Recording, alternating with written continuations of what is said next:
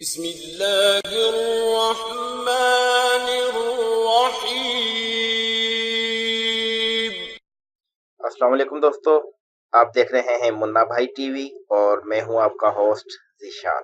دوستو، ہم نے آپ کے لیے پاکستانی جاسوس سرفروش کی داستان کے حقیقی واقعات پر مشتمل جو ایک نیا سلسلہ شروع کیا ہے، اسی سلسلے کی آج دوسری قسط ہے۔ پہلی قسط میں آپ نے جانا کہ کس طرح پاکستانی جاسوس سرفروش جن کا فرضی نام جمال ہے، جمال بھائی نے کرکٹ کے عشق سے مجبور ہو کر اپنے والد سے 3 ماہ کے لیے پاکستان انڈیا ٹیسٹ سیریز دیکھنے انڈیا جانے کی اجازت طلب، جس پر ان کے والد نے انکار کر دیا۔ لیکن پھر جمال بھائی کی والدہ اپنے بیٹے کی حمایت میں درمیان میں کود پڑی اور اپنے بیٹے کے موقف کا بھرپور دفاع کیا۔ آگے کے واقعات کی طرف آتے ہیں اور جمال بھائی کی زبانی ان واقعات کو سنتے ہیں۔ امی کی بات سن کر ابو جی بولے، اری نیک بخت، ناراض کیوں ہوتی ہے؟ جب تجھے اپنے لاڈلے سے پورے 3 ماہ کی جدائی گوارا ہے تو میں کون ہوتا ہوں اعتراض کرنے والا؟ رہی بات کاروبار کی، صاحبزادے کو فرصت ملے تو 2-4 بیپاریوں سے مل لے گا اور پان، چھالیا، عطر وغیرہ کے ریٹ لے کر اطلاع بھجوا دے گا۔ شاید وہاں سے مال کی آمد کا سلسلہ بحال ہونے کی کوئی صورت نکل آئے۔ امی جان نے ان کی بات مکمل ہونے کا تو انتظار کیا، لیکن پھر فوراً ہی ابو جی پر چڑھائی کر دی۔ ہاں، اجازت بھی دو گے تو اپنا مفاد دیکھ کر۔ یہ وہاں تفریح کرے گا یا تمہارے کاروبار کا راستہ ہموار کرے گا؟ ایسا نہیں ہے شمیم بیگم، یقین کرو میں تو اسے اجازت دینے کی نیت سے ہی تمہارے ساتھ آیا تھا۔ اس کے آزردہ ہو کر آنے سے میرے دل کو دھچکا لگا تھا، پھر یاد آیا کہ اسے کرکٹ کا یہ شوق میری وجہ سے ہی تو لگا ہے۔ یہ سن کر امی جان نے بے یقینی سے انہیں دیکھا۔ میں سمجھی نہیں۔ یاد ہے نا کہ 8 سال پہلے میں جمال کو پہلی بار اپنے ساتھ انڈیا لے گیا تھا؟ بالکل یاد ہے۔ اس وقت تو یہ صرف 16 سال کا تھا، لیکن آپ پر تو اسے ہندوستانی بیپاریوں سے ملوانے کا اور اپنے کاروبار کی بنیادی باتیں سمجھانے کا بھوت سوار۔ میں نے غلط فیصلہ نہیں کیا تھا۔ پوچھ لو اس سے کتنا کچھ سیکھا تھا ان 3-4 ہفتوں میں اس نے، جو آج تک اس کے کام آ رہا ہے۔ اچھا چھوڑو اس بات کو، میں بتا رہا تھا اس پر کرکٹ کا بھوت کیسے چڑھا۔ ابو جی کی بات سن کر میرے لبوں پر بے ساختہ مسکراہٹ آ گئی، لیکن میں نے گفتگو میں مداخلت نہیں کی۔ میں خود بھی ابو جی کی زبانی وہ سب سننا چاہتا تھا۔ ہم دلی پہنچے تو اس سے 2 ہی دن پہلے پاکستان کی کرکٹ ٹیم اپنا پہلا ٹیسٹ میچ کھیلنے وہاں پہنچی ہوئی تھی اور مقامی باشندوں میں اس حوالے سے کافی جوش و خروش تھا۔ مجھے کرکٹ اور پاکستانی ٹیم کے بارے میں تھوڑی بہت معلومات تھی، لیکن اس کھیل سے بہت زیادہ دلچسپی نہیں تھی۔ لیکن اپنے ملک کی ٹیم کے ہندوستان سے مقابلے کا سن کر خود بخود اس میچ میں دلچسپی پیدا ہو گئی۔ مجھ سے غلطی یہ ہوئی کہ میں نے اپنی بات کے نتیجے پر زیادہ دھیان دیے بغیر باتوں باتوں میں کہہ دیا کہ مقابلہ کانٹے کا ہوگا اور ہو سکتا ہے ہماری ٹیم ہندوستان کو ہرا ہی دے۔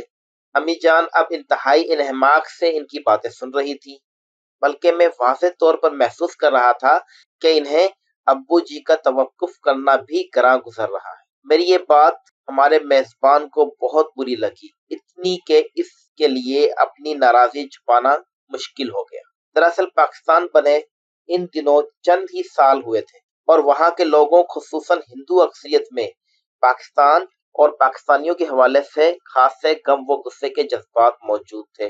وہاں کے بیوپاری میرے جیسے پاکستانی خریداروں سے لین دین تو ضرور کرتے تھے، لیکن ہم سے اور ہمارے نئے ملک سے وہ کوشش کے باوجود نہیں چھپا پاتے تھے اور پاکستان کی تحقیر کا کوئی موقع ضائع نہیں کرتے تھے۔ میں نے سر ہلا کر ان کی تائید کی۔ ان کی توجہ لمحہ بھر کے لیے بھٹکی، لیکن وہ فوراً ہی دوبارہ یکسو ہو گئے۔ بدقسمتی سے دلی میں ہونے والے اس پہلے ٹیسٹ میچ میں پاکستانی ٹیم کی کارکردگی میری توقع کے بالکل الٹ بہت ہی مایوس کن رہی۔ مجھے اس وقت کرکٹ کی اتنی گہری سمجھ نہیں تھی، لیکن ان سب لوگوں نے خوشی سے کہکے لگاتے ہوئے جب حقارت سے بتایا کہ پاکستان کی ٹیم 2 اننگز میں بھی اتنی رنز نہیں بنا سکی جتنے رنز ہندوستانی ٹیم نے اپنی ایک اننگز بنائے تھے، تو مجھے واقعی شرمندگی کا احساس ہوا۔ اس موقع پر میں نے مداخلت مناسب سمجھی۔ انڈین ٹیم نے پہلے بیٹنگ کرتے ہوئے پہلی اننگ میں 372 رنز بنائے تھے، جس کے جواب میں پاکستانی ٹیم پہلی اننگ میں 150 پر فالو آن کے بعد دوسری اننگ میں 152 رنز پر ڈھیر ہو گئی اور ایک اننگ اور 70 رنز کی برتری سے انڈیا وہ ٹیسٹ میچ جیت گیا۔ پہلی اننگ میں صرف حنیف محمد نے 50 بنائی تھی، دوسری اننگ میں امتیاز احمد اور کاردار 40 رنز بنا سکے تھے۔ اس پر ابو جی نے کہا، تفصیل تو تمہیں معلوم ہوگی، مجھے تو یہ یاد ہے کہ سب چھوٹے بڑے لالے رات بھر پیتے پلاتے اور جشن مناتے رہے تھے اور نشے میں دھت ہو کر ہمارا اور ہمارے ملک کا مذاق اڑاتے رہے تھے۔ ابو جی کے لہجے میں اذیت کی جھلک نمایاں تھی۔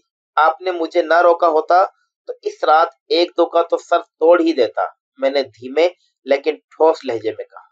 ابو جی نے اسبات میں سر ہلاتے ہوئے بات آگے بڑھائی، تو ہمیں اس روز ایک تو پاکستانی کرکٹ ٹیم کے دورہ ہندوستان کا پتہ چلا اور دوسرا شدت سے یہ احساس ہوا کہ 2 کٹر حریف ملکوں کے درمیان کھیل میں ہار جیت ان ملکوں کے باشندوں کے لیے عزت و ذلت کا مسئلہ بھی بن سکتا اور اگلا میچ بھی چند دن بعد ہی ہونے والا تھا۔ میں نے بے صبری سے ٹکڑا لگایا، لیکن ابو جی نے بدمزگی سے میری طرف دیکھا تو میں نے بات ادھوری چھوڑ دی۔ وہ لوگ اگلے 2 دن تک بات بے بات اس میچ کا ذکر نکال کر ہمارا مذاق اڑاتے رہے۔ جب مجھے پتا چلا کہ 3-4 دن بعد ایک اور میچ ہونے والا ہے تو میں نے جلد از جلد سوتا نمٹانے اور وہاں سے کھسکنے کی کوشش کی، لیکن مجھے لگا کہ وہ لوگ جان بوجھ کر معاملہ بے باک کرنے میں آناکانی کر رہے ہیں۔ ابو جی ناراض نہ ہوں تو آگے میں بتاؤں۔ میں نے عاجزی اور اشتیاق سے بھرپور لہجے میں التجا کی۔ قدرے توقف کے بعد انہوں نے اسبات میں گردن ہلائی۔ میں نے کہنا شروع کیا، اگلا ٹیسٹ لکھنؤ میں تھا، جس کے پہلے دن صبح ہوتے ہی ہمارے میزبان پورنیما مرچنڈائزنگ کے مالک شری پراتک یادیو نے اپنا 30 سیر وزنی ریڈیو بڑے اہتمام سے دفتر کے وسط میں سب سے بڑی میز پر رکھوا دیا اور اس کے گرد کرسیاں اور مونڈھے رکھوا دیے۔ میں نے دیکھا کہ ابو جی بغور میری باتیں سن رہے ہیں اور ان کے تاثرات سے گہری دلچسپی بھی ظاہر ہو رہی ہے۔ یہ جان کر میرا حوصلہ بڑھا اور میں نے گفتگو آگے بڑھائی۔ پراتک یادیو جی نے ہماری بے چارگی کا پورا مزہ لینے کے لیے ہم دونوں کے مونڈھے ریڈیو کے بالکل قریب لگوائے تھے۔ لکھنؤ کے یونیورسٹی گراؤنڈ میں میچ شروع ہوا تو ٹاس ہندوستانی کپتان لالا امرناتھ نے جیتا اور پاکستانی کپتان عبدالحفیظ کاردار کو پہلے گیند کرنے کی دعوت دی۔ اس مرحلے پر ابو جی بے ساختہ بول اٹھے۔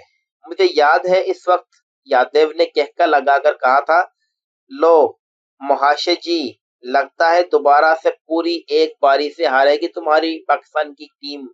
ظاہر ہے پہلے ٹیسٹ میں ہماری ٹیم نے بری طرح مار کھائی تھی، اس کی روشنی میں ہم اس کی بات رد بھی نہیں کر سکتے تھے۔ جمال آگے تم بتاؤ، مجھے یہ نام وغیرہ یاد نہیں۔ میں نے بات دوبارہ شروع کی۔ نامور پاکستانی گیند باز خان محمد انفٹ تھے اور ان کی جگہ ایک نئے فاسٹ بالر محمود حسین کو کھلایا گیا تھا، جن کی پہلی ہی گیند کی رفتار اتنی تیز تھی کہ ہندوستانی اوپنر پنکج رائے نے گھبرا کر لیگ پر ایک آسان کیچ اچھال دیا، لیکن بدقسمتی سے وقار حسن سے وہ کیچ چھوٹ گیا۔ میں نے ٹھہر کر اپنے والدین کے تاثرات کا جائزہ لیا۔ امی جان کے چہرے پر تشویش کے آثار دیکھے تو یقین ہوا کہ وہ اس قصے میں سچ مچ دلچسپی لے رہی ہیں۔ میں نے بات آگے بڑھائی۔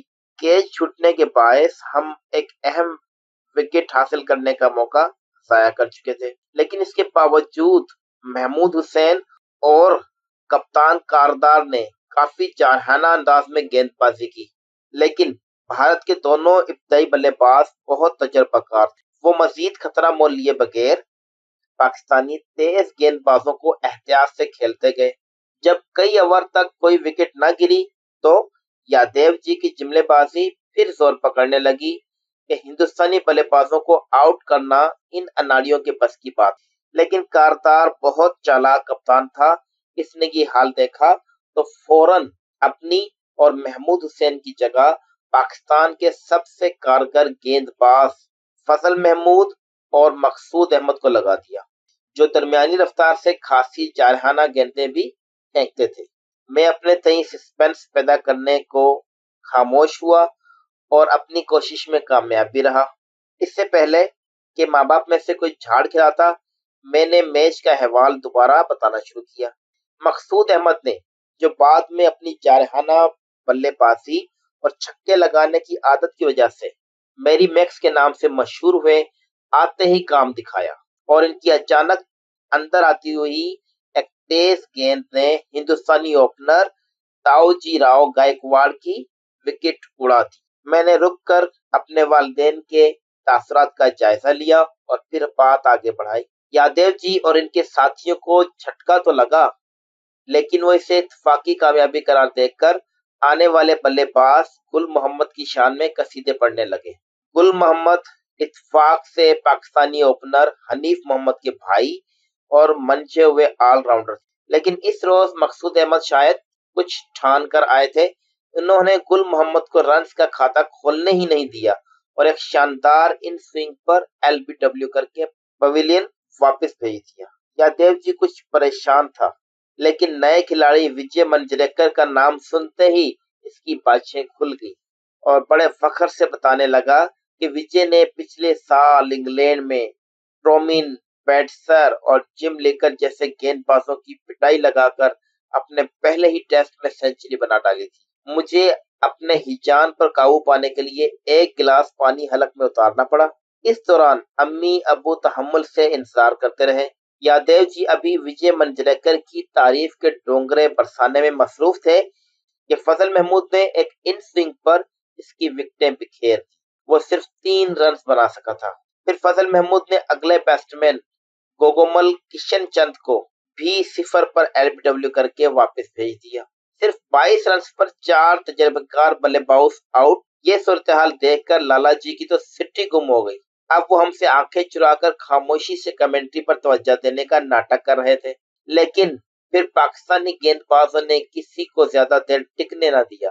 پنکج رائے نے اولی امریگر کے ساتھ مل کر اننگ سنبھالنے کی کوشش کی تو کارتار نے گیند کرنے کے لیے تڑپتے محمود حسین کو بلایا، جس نے برق رفتاری سے گیند کراتے ہوئے پہلے امریگر پھر لالا امرناتھ جیسے گھاگ بلے باز اور جوشی کو پویلین واپس بھیج دی. اس سے پہلے فضل محمود کریز پر اٹکے ہوئے پنکج رکائے کو ٹھکانے لگانے میں کامیاب ہو چکے تھے. ہیرا لال گائیکواڑ اور گل محمد کی وکٹیں بھی اس کے حصے میں آئیں. اپنی 30 مارخان ٹیم کو یوں صرف 106 رنز پر ڈھیر ہوتے دیکھ کر یادیو جی کے منہ پر تو جیسے تالے پڑ گئے. اس پر ستم یہ ہوا جب پاکستان کی باری آئی تو نذر محمد اور حنیف محمد نے ایسی جم کر بلے بازی کی کہ ہندوستانی گیند بازوں کی ہمت توڑ دی. حنیف محمد تو خیر بالآخر آؤٹ ہو گئے، لیکن نذر محمد اپنی ٹیم کا آخری کھلاڑی آؤٹ ہونے کے بعد ناٹ آؤٹ واپس لوٹے. پاکستان 331 رنز بنا کر 225 رنز کی برتری حاصل کر چکا تھا. میں نے ابو جی کے چہرے پر موجود فاتحانہ مسکراہٹ دیکھی تو انہیں آگے بات بڑھانے کا موقع دیا. انہوں نے گہری سانس لے کر کہا، مجھے تو کرکٹ سے زیادہ لالا پراتک یادیو اور اس کے چمچوں کی حالت دیکھ کر مزہ آ رہا تھا. یوں لگ رہا تھا جیسے ہر روز نئے سرے سے ان کی ماں مر رہی ہو. پھر جب فضل محمود نے اس نئے لڑکے محمود حسین کے ساتھ مل کر پھر سے ہندوستانی فنے خانوں کی دھجیاں بکھیرنا شروع کی تو ان کی جان گلے میں آ گئی. آخرکار پاکستانی ٹیم نے میزبان ٹیم کو اس سے بھی زیادہ بری طرح ہرا دیا جس طرح وہ پہلے میچ میں خود ہارے تھے. ہاں، صرف لالا امرناتھ اٹکے تھے، وہ بھی اس لیے کہ ذوالفقار علی نے محمود حسین کی گیند پر ان کا آسان کیچ چھوڑ دیا تھا. ابو جی نے میری بات پر تائید میں سر ہلایا اور اپنی اہلیہ سے مخاطب ہوئے، تو نیک بخت، اس طرح تمہارے لاڈلے کو کرکٹ کا شوق چڑھا تھا جو رفتہ رفتہ جنون بن گیا. سچی بات تو یہ ہے کہ خود مجھے بھی اس کے بعد سے کرکٹ سے دلچسپی ہو گئی تھی اور پاکستان کے وہ سیریز ہارنے پر بہت افسوس بھی ہوا تھا. شکر ہے تب تک ہم واپس آ گئے تھے، ورنہ یادیو ہمارا بہت مذاق اڑاتا۔ فکر نہ کریں ابو جی، اس بار پاکستانی ٹیم زیادہ تجربے کار ہے، انشاءاللہ اس بار ہندوستان کو پوری طرح مارے گی ہماری۔ تو جمال میاں، تم اور تمہاری اماں جیتے، میں ہارا۔ ابھی تو ٹیم کے جانے میں کافی دن ہیں، تم تیاریاں کرو۔ پہلے تو ایسی پابندی نہیں تھی، لیکن اب تو تمہیں ہندوستان جانے کے لیے ویزا لینا پڑے گا اور درخواست میں وہاں جانے کی وجہ بتانی پڑے گی۔ مجھے تو ڈر ہے کہیں اجازت دینے سے انکار ہی نہ کر دیں۔ کرکٹ دیکھنے کے لیے 3 ماہ تک کسی دوسرے ملک میں رہنا یہ آسانی سے سمجھ آنے والی بات نہیں۔ اب آپ باتوں سے تو حوصلہ شکنی نہ کریں بچے کی، اسے اپنی طرف سے پوری کوشش کرنے دیں، آگے جو اللہ کی مرضی۔ چلو ایسے ہی صحیح، میں اس دوران ہندوستان خط لکھ کر کچھ بیپاریوں سے سنکن لینے کی کوشش کرتا ہوں۔ جب سے دونوں ملکوں کے درمیان تناؤ بڑھا ہے، اجناس بھجوانا اور منگوانا بھی دشوار ہوتا جا رہا ہے۔ کھانا کھاتے ہوئے میں نے چلانے کے انداز میں اپنی بہن تہمینہ کو عنقریب طویل سیاحتی دورے پر ہندوستان جانے کا بتایا۔ اس نے چونک کر مجھے دیکھا، اس کی نظروں سے بے یقینی نمایاں تھی۔ وہ کہنے لگی، ایک تو بھیا تم جب جھوٹ بولنے پر آتے ہو تو پھر کوئی حد نہیں دیکھتے، ایسی بات تو کرو جو عقل میں آئے۔ میں نے اس کی حالت سے لطف اندوز ہوتے ہوئے اپنی بات دہرانے کے بجائے تائید طلب نظروں سے ابو جی کی طرف دیکھا۔ انہوں نے میری بات کی تصدیق کی تو وہ اپنے مخصوص انداز میں ابو اور امی پر چڑھ دوڑی۔ آپ لوگوں نے لاڈلے میاں کو کچھ زیادہ ہی سر پہ چڑھا لیا ہے، ایک فضول شوق پورا کرنے کے لیے پردیس جانے کا کہا، وہ بھی پورے 3 ماہ کے لیے، اور آپ دونوں نے جھٹ سے ہاں کہہ دی۔ کسی دن آسمان سے تارے توڑنے کی فرمائش کر دی تو کیا ہوگا؟ ابو جی نے تہمینہ کی الگار کا جواب دینے کے بجائے کہکا لگایا۔ امی جان نے بھی مسکرانے پر اکتفا کیا۔ اس پر وہ اچانک روحانسی ہو گئی۔ آپ لوگ کتنے کٹھور ہیں، اپنے دل کے ٹکڑے سے اتنے دن جدائی کوئی مسئلہ ہی نہیں ہے، لیکن میرا دل تو یہ سوچ کر ہی ہول رہا ہے، اپنی پڑھائی کے لیے صبح شام کس کا سر کھاؤں گی؟ کون میری فرمائشیں پوری کرنے کے لیے دن میں کئی بار بازاروں کے دھکے کھائے گا؟ کون مجھ سے اپنی پسند کا کھانا پکانے پر جھگڑا کرے گا؟ اسے کھلانے سے پہلے تو نوالا میرے حلق سے نہیں اترتا۔ میرا دل اچانک اس کے لیے پیار سے بھر گیا اور میں نے بے ساختہ اس کا سر اپنے شانے سے لگا لیا۔ وہ سسک کر رو رہی تھی۔ میں پیار سے اس کا سر تھپکتا رہا، بالآخر اس نے خود کو سنبھالنے کی کوشش کی اور مجھ سے الگ ہو گئی۔